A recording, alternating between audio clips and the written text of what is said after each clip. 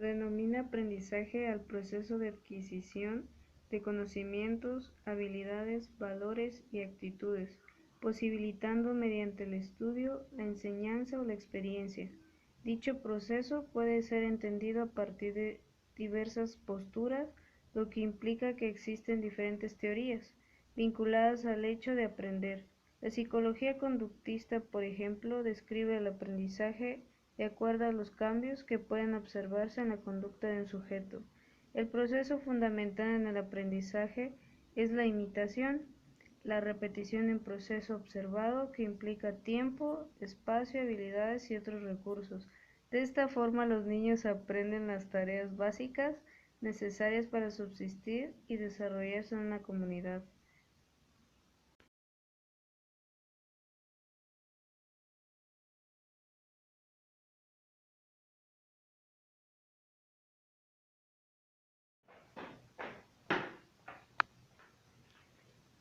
¿Qué tienes, güey? ¿Qué te pasó? ¿Le pegaste a uno de tus amigos? ¿Pero por qué? ¿Pero qué te ha enseñado papá? Tú debiste aprender a que no debes de pegarle a tus amigos.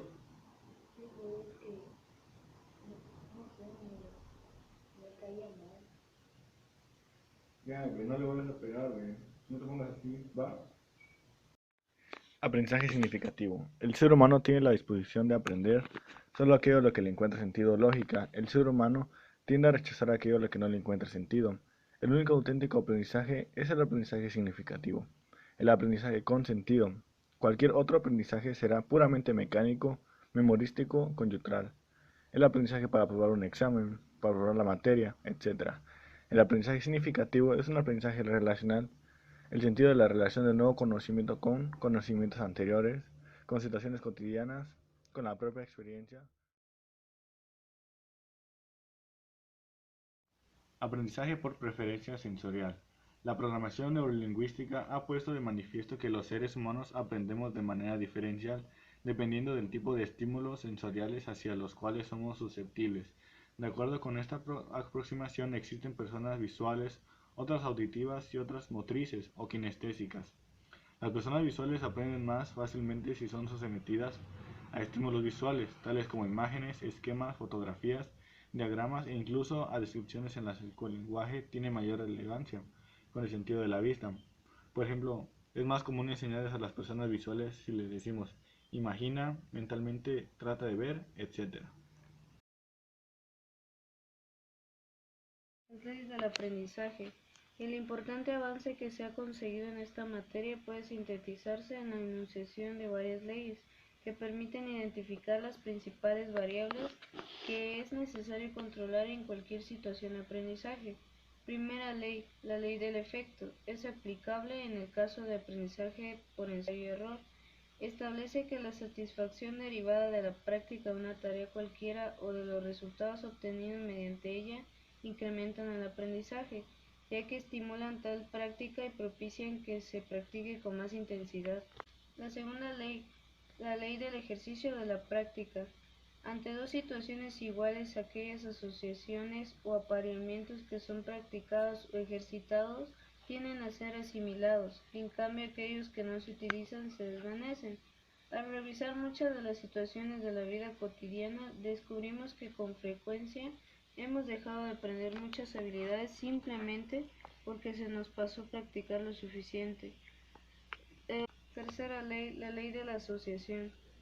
Muy sencilla, pero igualmente, la ley de la asociación establece que las experiencias que suceden juntas tienden a repetirse juntas.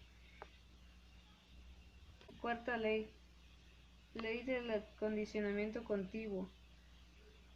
Una combinación de estímulos que han sido acompañados por un movimiento tenderán a ser seguida por dicho movimiento cuando sea provocada nuevamente. Ciertos aprendizajes se completan con un solo ensayo, en el que el individuo tiene éxito en ejecutar la habilidad, sin importar necesariamente que se presente un reforzador. Según este postulado, un ejemplo sería que si una persona tiende a levantarse todos los días de la cama apoyándose en el suelo, primero el pie izquierdo y luego el derecho, tendrá a repetir esta conducta todas las veces que quiera incorporarse del hecho. Quinta ley, la ley de adquisición. Según ella, es factible incrementar gradualmente la fuerza de un hábito por medio del reforzamiento continuo. La fuerza del hábito se convierte en una acción por medio de las motivaciones. En ausencia de motivación, la ejecución se desploma hasta cero. En ausencia de la fuerza del hábito, la ejecución también es cero, ya que la motivación y el hábito se encuentran relacionadas entre sí en una función de tipo matemático. Para una mejor comprensión de esta ley, revisemos el siguiente ejemplo. Se puede mejorar el hábito del estudio si cada vez que se manifiesta la conducta deseada, se aplica en forma contingente un reforzamiento a la misma. Con ello se consigue fortalecer el hábito. Sexta ley, la ley de condicionamiento operante. Si la ocurrencia de una respuesta operante es seguida por un estímulo reforzador, se incrementará la tasa de respuesta. Séptima ley, la ley de transferencia del aprendizaje. El aprendizaje de un laberinto por un animal consiste en la construcción de gestalt significativas. Las gestalt significativas son procesos que consisten en relaciones aprendidas entre algunas claves del ambiente y las expectativas del animal. Un patrón gestáltico significativo es denominado mapa cognitivo, y es el mapa cognitivo del animal.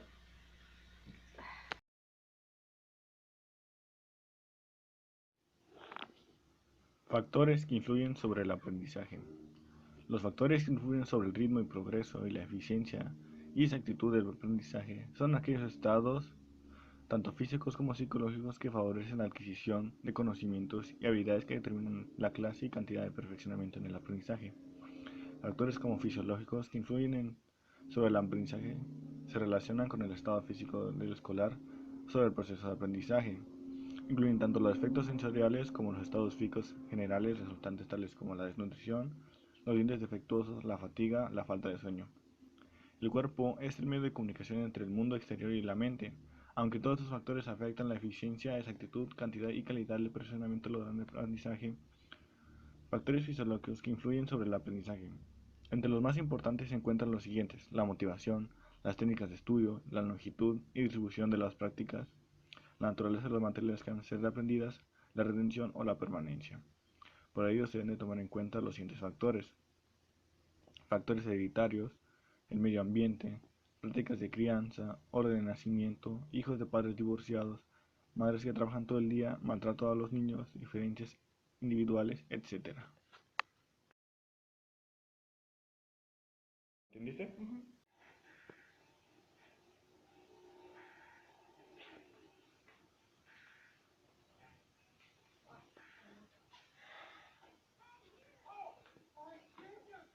Hey, ¿por qué no has hecho tu tarea?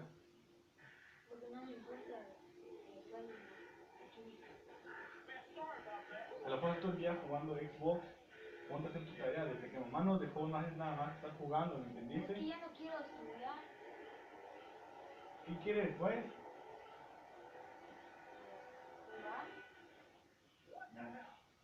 Ponte a hacer tu tarea o no te quito el Xbox. ¿Entendiste?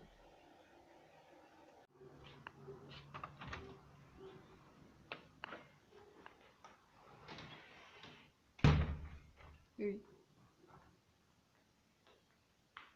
Hijo, ¿qué te pasó? ¿Qué te pasó, Dios mío? ¿Quién te hizo esto? ¡Alonso! ¿Qué le pasó al niño? ¿Qué pasó de qué? ¿Por qué está ensangrentado y golpeado? ¿Es más de marica? ¿Eh? Oye, no. ¿Qué? ¿Por qué golpeas al niño? Porque no está haciendo sus tareas. Va Pero- mal en la escuela, ¿cómo quieres que lo explique? Pero eso es maltrato, no debes de hacer eso. Pero va mal. Por eso está sacando puro 5, porque no se aplica. No, eso es maltrato. Me lo voy a llevar. Ya.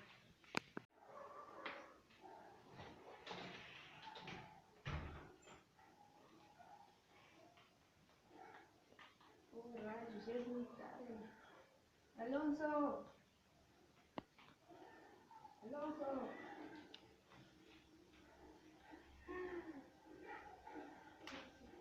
Alonso. ¿Qué? ¿Cómo puede ser posible que reprobaste física? sé, o sea, no tengo nada de quien me enseñe. Pero nunca me dices nada. A ti no te importa, no estás en la casa. Nunca estás aquí. O sea, no sé de qué te quejas. Siempre estoy solo. Siempre tengo mi counter aquí nomás. Está bien, te podemos atención de aquí arriba. Aprendizaje por repetición. El aprendizaje repetitivo consiste en reiterar muchas veces la lectura de un escrito, en general por oraciones y en voz alta, a las que se le van agregando otras en forma progresiva, hasta que se aloje en la memoria y seamos capaces de producirlo literalmente sin comprenderlo.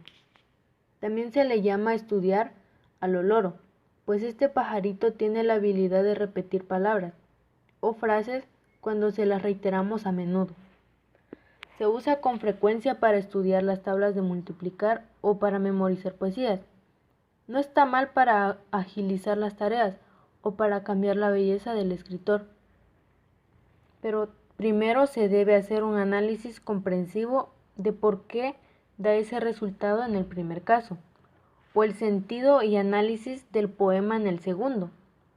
Otra denominación que recibe el aprendizaje por repetición es aprendizaje memorístico, pero en realidad la memoria siempre interviene en los procesos de aprendizaje, aun cuando se haga significativamente, siendo una facultad compleja y absolutamente necesaria para almacenar la información y poder recuperar la diferencia entre un aprendizaje repetitivo y uno memorístico.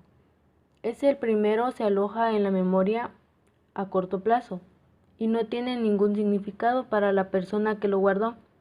Por eso es más difícil recuperarlo luego de un tiempo, o cuando uno se olvida de alguna palabra con la que la siguiente está enlazada. En cambio, el aprendizaje significativo, al tener relaciones con otros conocimientos antes adquiridos, tiene el sentido con el sujeto que los relaciona y puede invocarlo luego de un periodo mucho más prolongado. Aprendizaje por ensayo y error. Aprendizaje por medio de la exploración y el tanteo hasta que se encuentra una respuesta por la que se recibe un reforzamiento positivo. Edward Thorndike descubrió el aprendizaje por ensayo y error cuando observó que la conducta casual o aleatoria de un animal podía venir acompañada por respuestas del medio ambiente satisfactorias para el animal. Si estas respuestas del medio ambiente se repiten, es muy probable que el animal asocie la conducta con la respuesta que tras ella aparece. Así el animal habrá aprendido una conducta que podrá utilizar siempre que necesite que aparezca esa respuesta del medio. Algunos ejemplos de aprendizaje mediante ensayo y error. Ejemplo 1. Encerramos a un perro en una jaula y situamos fuera comida. El perro se moverá por la caja de forma casual hasta que con uno de sus movimientos apriete una palanca, que abra la caja y de ese modo obtenga comida. Si esta situación se repite, el perro acabará aprendiendo que para salir de la caja y comer tendrá que apretar la palanca. Ejemplo 2. Llamas a un perro y viene, pero lo que quieres es que cada vez que lo llames venga y se siente. El perro irá donde estés cada vez que lo llames y a lo mejor se quede de pie. Se acuesta o incluso se marcha, pero si empieza a reforzarle con una galleta cada vez que venga y además se siente, el perro acabará aprendiendo que cuando oiga su nombre tiene que ir donde estés y sentarse. Así Edward Thorndike identificó que al colocar en una situación experimental a un perro ignorante de ella, el animal comenzaba por golpear diferentes partes de la jaula, tratando de escapar y así alcanzar la comida que se encontraba fuera de ella.